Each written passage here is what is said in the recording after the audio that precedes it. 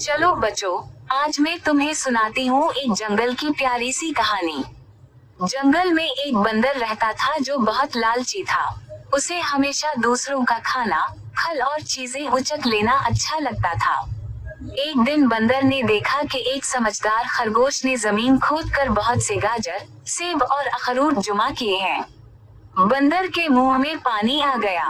वो बोला, वाह, इतने सारे मजेदार खाने, अगर ये सब मेरा होता। बंदर ने चुपके से सब कुछ चरा लिया। जब खरगोश वापस आया तो उसने खामोशी से देखा, कुछ नहीं कहा। अगले दिन बंदर के पीठ में बहुत दर्द हुआ। उसे समझ आया कि उसने गलत किया। वो शर्मिंदा हुआ, खरगोश के पास आया और कहा, मुझे मुआफ कर दो, मैंने लालच में आकर सब कुछ चरा लिया।